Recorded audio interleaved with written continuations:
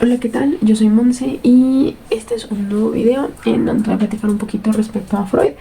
Es una recopilación tanto de su historia de vida como de aportaciones que realizó en la psicología. Tenemos la teoría de la interpretación de los sueños. Esta teoría de la interpretación de los sueños básicamente afirma que los sueños tienen una conexión o tienen una vía hacia el inconsciente, expresando deseos reprimidos de una forma simbólica. Esto ya se utilizaba con anterioridad, no solamente con Freud, sino que incluso en algunos pueblos amazónicos continúa utilizándose, pero con una connotación un poco más, incluso hasta mística o divina. Cuando llega el siglo XX aproximadamente, junto con Freud, él empieza a trabajar respecto a esta teoría y a su vez empieza a formar muchas más hipótesis y teorías, convirtiendo todo esto en teorías clínicas, que a su vez pues básicamente separaron la interpretación de los sueños de lo místico, de lo divino, hacia como una parte más clínica. Tenemos otros dos métodos que fueron importantísimos para el desarrollo del psicoanálisis. El primero fue el método catártico, que evidentemente este lo llevó a cabo Freud en un consultorio privado, más bien en su consultorio privado, pero el método catártico básicamente consistía en hipnotizar al paciente para evocar nuevamente el trauma, con el objetivo de que en ese momento se solucionara, es decir, como si fuera un nudo y se fuera deshaciendo en ese momento. El objetivo, pues claro que el objetivo pues era provocar un efecto terapéutico a través de la purga de estos traumas, ¿no? En eso consistía el método catártico, es por eso su nombre, se supone que se hacía una catarsis, pero posteriormente este método catártico fue evolucionando hasta que llegó a la asociación libre. La asociación libre básicamente es que el paciente acuda a la sesión terapéutica y que este paciente pueda expresar sentimientos, recuerdos, emociones, deseos, etcétera, sin una estructura, sin filtro, sin pudor, incluso si lo quieres ver sin censura. El objetivo es que pueda descargarse de tal forma y que si en determinado momento necesita insultar, maldecir, gritar, etcétera, pues bueno, en esta sesión, en este espacio lo pueda realizar. Generalmente se consideraba que esta asociación libre se podía lograr mediante un estímulo inductorio o espontáneamente. Sin embargo, muchos mencionan que esta asociación libre tiene que estar libre de estímulos inductorios, por ejemplo, sueños o demás. Tiene que ser espontáneo, porque mientras más espontaneidad haya, esto quiere decir que pues hay un poco más de visión hacia el inconsciente y por ende pues podemos observar un poco más o analizar un poco más el inconsciente. Entonces, si hay una asociación libre, entre más espontánea y libre evidentemente sea, vamos a poder visualizar el inconsciente. Freud no fue de una familia acomodada, ni tampoco su familia era burguesa. De hecho, su madre Amelia fue muy cariñosa con él, cosa que fue una parte muy importante en su desarrollo. Sin embargo, el padre de Freud tenía 2 hijos de su anterior matrimonio. Cuando se casa con Amelia, pues evidentemente juntan los hijos. Entonces se hacen 8 hijos, de los cuales el mayor pues era Freud.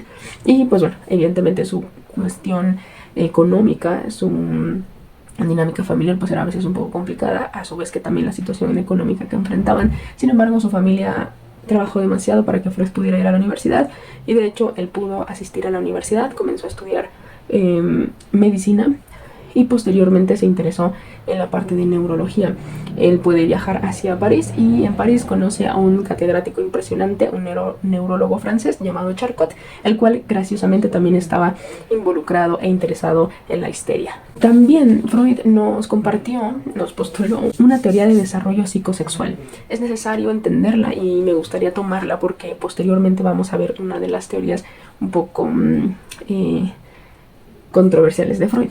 Pero inicialmente esta teoría del desarrollo psicosexual, pues básicamente Freud creía que la personalidad se formaba a través de etapas psicosociales, desde los impulsos, donde los impulsos están centrados en ciertas zonas erógenas. Tenemos la primera etapa, que es la oral, que abarca de 0 a 1 año, es el placer de la boca, de la succión. La número 2 es la anal, que abarca de 1 año a 3 años, y esta es el control y retención, básicamente el control de esfínteres. La tercera es la fálica, que abarca de 3 a 6 años. Y aquí, pues generalmente están descubriendo los genitales, se puede desarrollar incluso el complejo de Edipo. Y la cuarta es la latencia, que aquí va de los 6 años hacia la pubertad. Aquí no hay mucho interés, bueno, más bien hay intereses no sexuales, como la escuela, los amigos, etc. Y posteriormente tenemos la última, que es la quinta, que es la genital, que básicamente abarca pues de la adolescencia en adelante, y aquí sí que ya hay una madurez en la sexualidad. Como mencionaba anteriormente, esta era necesaria poderla describir para que ahora podamos entender la teoría de la que nos habla. Básicamente, Freud postuló la existencia de una sexualidad infantil perversa polimorfa. Esto creo que fue un poco caótico en su momento porque era un poco complicado concebir que los niños pudieran tener sexualidad. Sin embargo, Freud nos habla de una sexualidad como una parte integral del ser humano, que si bien es cierto, esta puede nacer o crearse, la realidad es que no hay un punto en donde esta termine. Incluso aunque tú seas adolescente, no significa que ahí comience tu sexualidad, que tú seas adulto, no significa que ahí se termina tu sexualidad, incluso que seas anciano, no significa que ahí se termina tu sexualidad, o incluso antes, ¿no?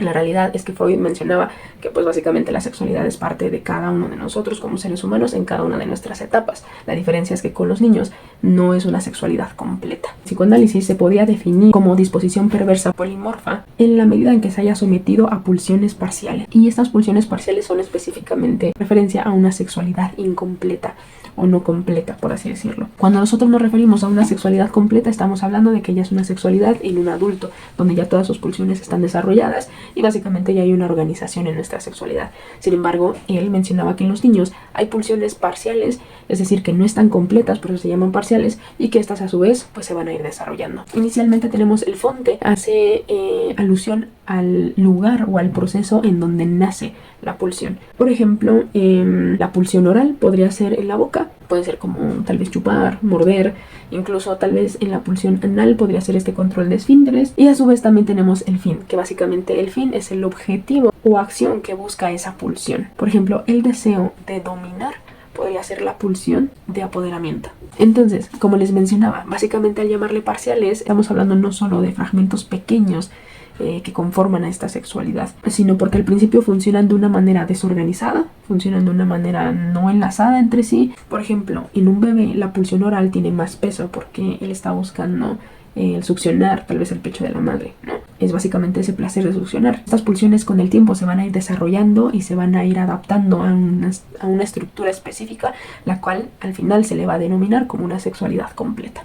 La búsqueda inicial y básicamente el inicio de Freud fue que se interesó en entender cómo los traumas psicológicos tenían un impacto a nivel físico y emocional, es decir, provocaban síntomas físicos y emocionales. Evidentemente, con el paso del tiempo sus teorías fueron evolucionando y se desarrollaron teorías mucho más complejas para poder explicar las neurosis como trastornos mentales o emocionales, como los llamaba. Dejó de centrarse en los traumas básicamente del pasado y comenzó a elaborar conceptos mucho más elaborados y complejos sobre el funcionamiento del inconsciente y los conflictos internos. Gracias a todo esto y evidentemente a sus aportaciones nació el psicoanálisis, que básicamente es una metodología, un enfoque el cual se utiliza para abordar al paciente. Gracias a todo esto nació una nueva forma de entender y tratar los problemas psicológicos, en la que se explora el inconsciente a través de la interpretación de los sueños, el método catártico y, claro, por supuesto que también el método de la asociación libre.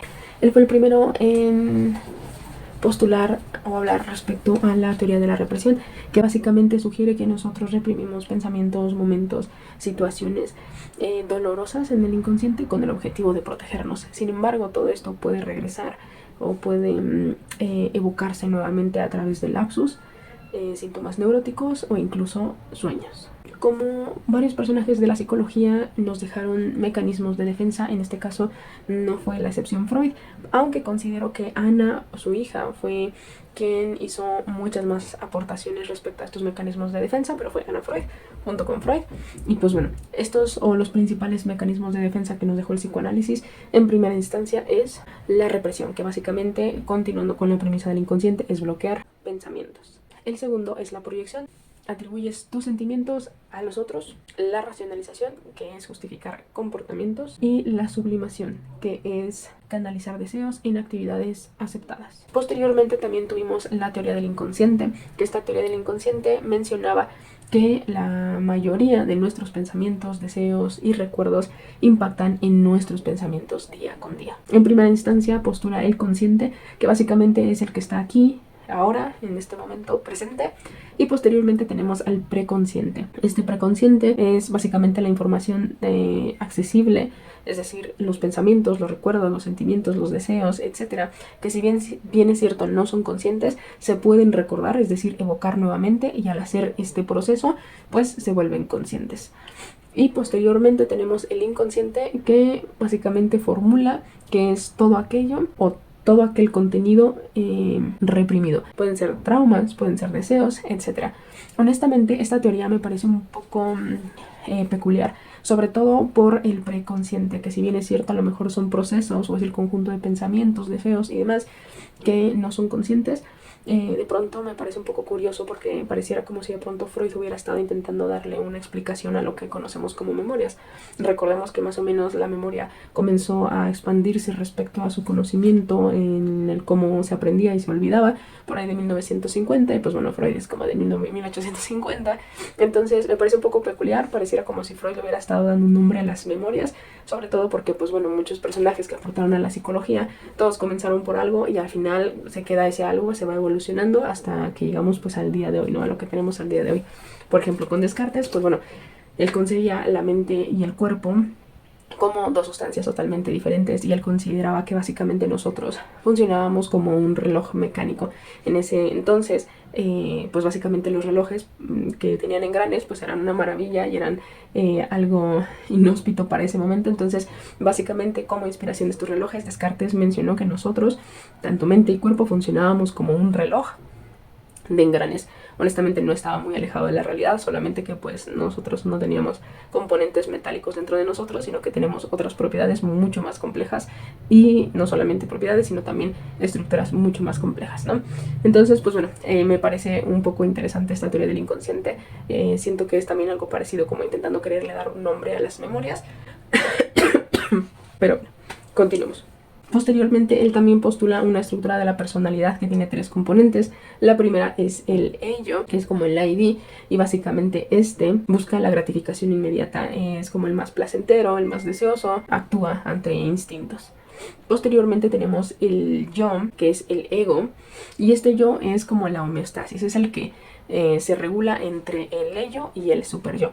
Básicamente este tiene una concepción de representar la identidad, la conciencia y la percepción, la autopercepción, ¿no? La percepción de uno mismo. Posteriormente tenemos el superyo, que es el superego, y básicamente esto es la representación de todas las normativas sociales y morales que presentamos en el día a día. Una de las cosas importantes, o tal vez que no conocíamos mucho de Freud, es que él estuvo buscando aportaciones con la cocaína. Él estuvo buscando tener avances en la cocaína, y de hecho en un momento se conoció a Freud como cocainómano. Estuvo una temporada consumiendo cocaína. Sin embargo, la realidad es que sí logró alguna aportación, porque propuso justamente el uso de esta cocaína como un estimulante y un analgésico. Así que también logró demostrar las propiedades como un analgésico local. Hay algo que también se menciona. Él tuvo una esposa que se llamaba Marta, y a Marta le escribía cartas. Dentro de estas cartas, en un momento se menciona que él estuvo ayudando a uno de sus amigos para poder curar una adicción que tenía a la morfina. Esta adicción que tenía a la morfina lo estaba matando, entonces Freud decidió darle o suministrarle cocaína con el objetivo de que quitara esa adicción a la morfina. Sin embargo, no tuvo éxito. Básicamente lo único que logró es que tuviera ahora dos adicciones, una a la morfina y una a la cocaína, hasta que su amigo falleció. Evidentemente esto fue muy complicado. De hecho se dice que nunca se habló respecto al tema, y de que Freud básicamente nunca lo aceptó, porque pues claro que era un tema muy delicado. No dudo que lo haya hecho con la intención de matar a su amigo. Pero bueno, ojalá que te haya servido este video. Honestamente quise tomar las cosas más necesarias que te pudieran servir incluso para conocer tal vez un poquito respecto a su vida y las aportaciones, incluso las aportaciones un poco más controversiales que ha tenido.